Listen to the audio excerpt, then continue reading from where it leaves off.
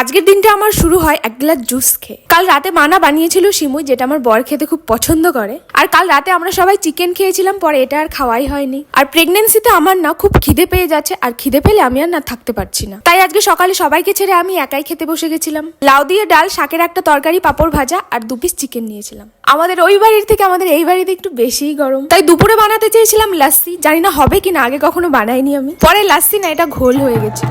আর আমি তো সেই যেদিন বাড়িতে এসে ঢুকেছি তারপরে বাড়ির বাইরেই বেরোয়নি। আর আজকে আমাদের এখানে চড়ক মেলা, তাই বরকে বললাম যাও তুমি ঘুরে এসো, আর আমার জন্য মেলা থেকে কিছু খাবারও কিনে নিয়ে এসো। এনেছিল সবার জন্য আইসক্রিম, আমি বলেছিলাম আমার জন্য কর্নেটো নিয়ে এসো। আর সিম্বা না কিছু খেতে দেখলে আমাকে এমন পাগলামি করে, তখন না একা খেতে ভালোই লাগে না ওকে না দিয়ে, কিন্তু ওকে তো দেওয়া যাবে না। এটা হচ্ছে পরের দিন সকালে। আজকে আমাদের বাড়িতে ঠাকুর মশাই রান্না করেছিল। আজকে আমাদের বাড়িতে ঠাকুর সেবা করানো হয়েছে, মানে যিনি আমাদের বাড়িতে সারা বছরে পুজো করে তাকে আজকে খাওয়ানো হয়েছিল। এত গরমে ঠাকুর মশাই বলেছিল চালে ডালে মিক্স করে শর্টকাটে খিচুড়ি রান্না করে দিই, কিন্তু আমরাই বললাম এত গরমে খিচুড়ি খেয়ে থাকা যাবে না। তারপরে ঠাকুর মশাই 3 ধরনের রান্না করলো।